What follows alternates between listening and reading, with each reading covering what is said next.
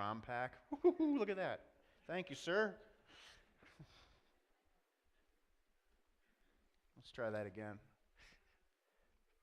So Johnny lived in southwest Virginia, down there in that little corner where the mountains of Virginia and Tennessee and Kentucky and West Virginia and North Carolina all come together to make a pretty beautiful spot.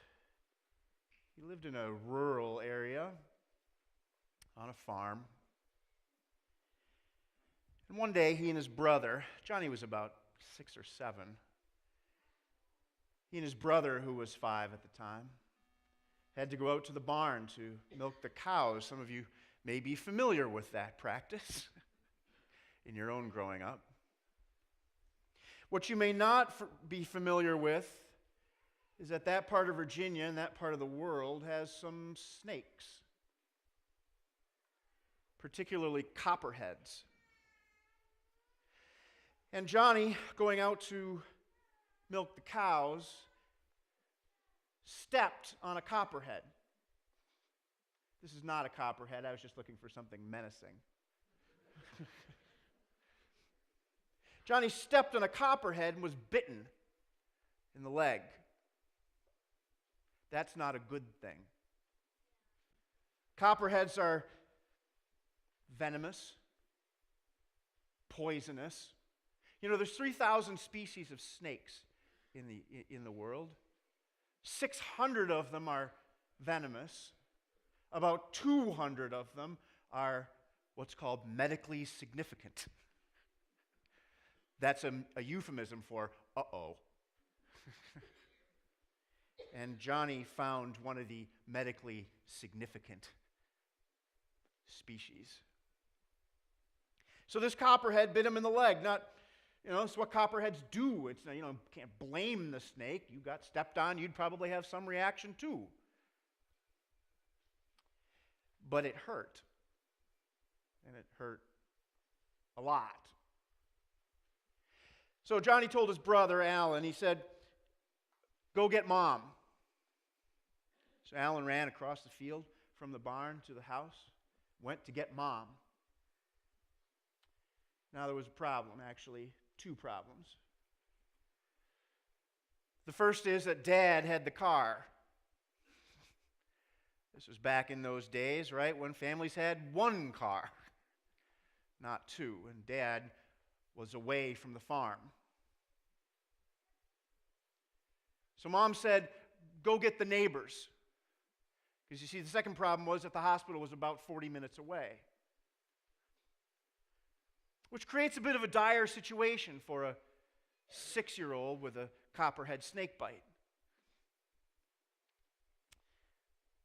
So while Alan was off to get the neighbors, who could then go get Dad, on the way to the hospital,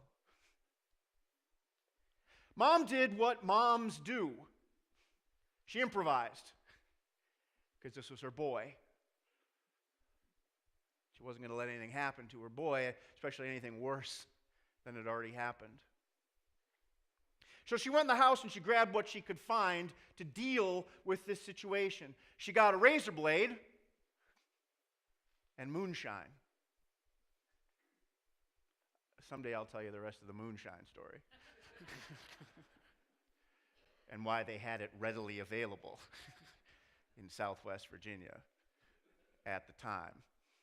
You do the math. And she went out to the barn, and she used that razor blade to open up that wound from the copperhead. And then she began to do whatever she could to draw out that venom from that wound. And then take a hit on that moonshine, swish it around to clean out her own mouth, and spit it into the wound to clean that out too. And she did this until the neighbors arrived. She didn't stop. Because under no circumstances was her boy going to die that day. Again, she She did what moms do. And she kept doing it all the way to the hospital. And finally they got to the hospital, and the doctors did what they had to do. And they saved the leg, and in fact, they saved Johnny himself. How do I know this story? I know this story because Johnny was my father-in-law, my wife's father. Now, I'm glad that Grandma did what she did, because had Johnny not survived, well, you know, there's no daughters, and then my kids don't exist, and so on. All because of one little copperhead bite. Well, little may be an exaggeration. But God sent snakes to the people of Israel because they complained. Now, Johnny didn't even complain, because snakes were just a part of the landscape there. And the snake found him. But you see, with God and with these Israelites who were so crabby, after having been in the wilderness and having been in the Exodus and all of those things, they were hungry and they were tired and they were ready to go back to Egypt if they had to, just to avoid the misery that they were in at this point. I have to say that probably many of us would feel the same way. And so snakes came and bit many of the people who apparently didn't have a mom with a razor blade and a jar of moonshine, and they didn't make it. Now, this isn't the first time, right? God sent some snakes to Egypt also. These snakes, you see, get a bad rap. Although they're plenty necessary, even around here. Another interesting thing about snakes is that some of the snakes that are indigenous to our area, you know what they eat? They eat mice. You know what else they eat? Sometimes when they eat mice and sometimes when they don't. They eat ticks. That's a pretty good thing, right? They are actually a natural antidote to Lyme disease. Not bad for what looks like a scary critter. So in some strange way, snakes are bad and good all at the same time. But they weren't so good for the people of Israel. And they cried out, "Oh, help us. We need a remedy. We're being bitten. We're dying in large quantities. Help us." This same God who we're complaining to, now we're crying out, "Help us. Help us." And did you notice in the reading that God didn't take away the snakes? They're still there. He simply provided a remedy. He said, and against God's nature, see, God doesn't like idols. It's one of the top things that God does not like. Right? He even says it in the Ten Commandments, "You shall have no other gods before me." Says it clearly. I do not like idols. And yet God uses an idol, a serpent made of bronze, to rescue the people. He says, look, I'm willing to rescue you. I'm willing to go outside of my own nature if you'll just believe. If you'll just look at this snake and believe because I sent it, you'll be all right. You know that Johnny's mom was not a nurse. She was not a paramedic. She was not somebody who had been trained, to handle snake bites. But you know what she had? She had belief. She believed with her whole heart that if she at least tried, something might happen. Something good might happen. And if the worst happens, at least she would have tried. She believed that it would work. And it did. And that's all God asked of the people of Israel. Just believe in what I have sent, and you're going to be okay, even though it seems crazy to you. And here we are in Lent, and God asks us the same thing.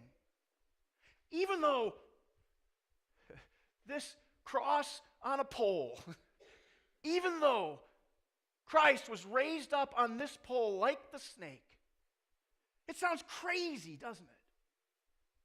Why would God do that? Why did God have to use that method? And we say, it's still a mystery. These 2 millennia later, it still causes questions. We wonder, why the cross? Why that as the remedy?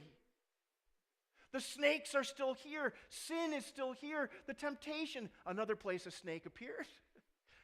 The temptations are still here. They haven't gone. But the remedy is left to us. When God says, you don't have to understand. You don't have to know exactly how salvation works. You don't have to know exactly how the world works.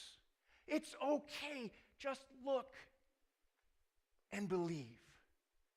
Look and trust. Even when it looks the worst, even when it looks like it makes no sense, even when your boy is laying there with copperhead coursing through his veins, look and believe.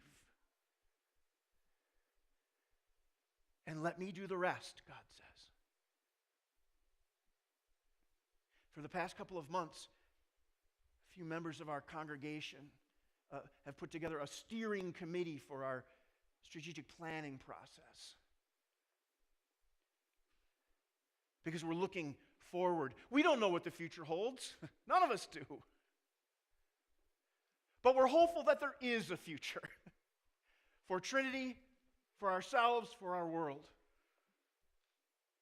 But we don't know what it holds. So we're going to do our best to look into the old crystal ball and say, what's going to be best for the people of God who've gathered here at Trinity on Sundays and Wednesdays and every day of the week?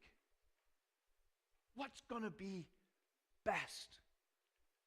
What are the remedies for what might be challenges going forward? And what are the hopes and joys that we might be able to craft together with God?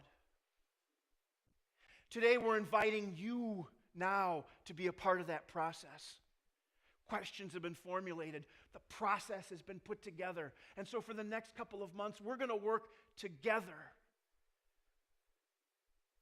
to look into the future. Today starts a couple of weeks of questions of the week. And you'll see these on the screen too a little bit later.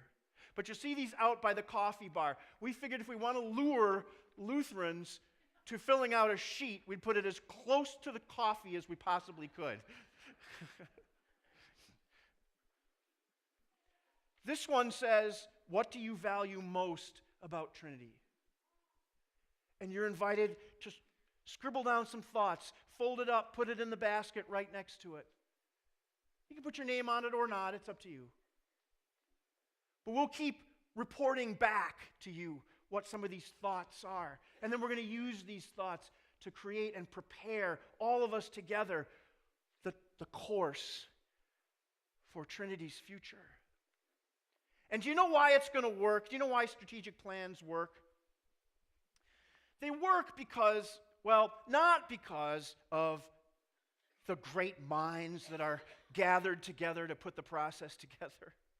They work not because we pour thousands and thousands of dollars into them. They work not because there's some kind of magical solution that lingers out there that we happen to gather out of the ether. They work because together we believe. We believe it will work. We believe in a God through Jesus Christ who's leading us. We believe in the gifts of the people who are gathered together in this place. We believe that this congregation is in this place at this time for a reason. We believe. We believe. And we believe that a parent who sees a son broken, scared, and near death, that parent can do whatever that parent will do so that that son will survive. That they believe they can do it. And that's not only an interesting story about Johnny, but it's the story of Lent. That a parent looks at a son, broken and frightened on the cross, and says, believe. Believe. Amen.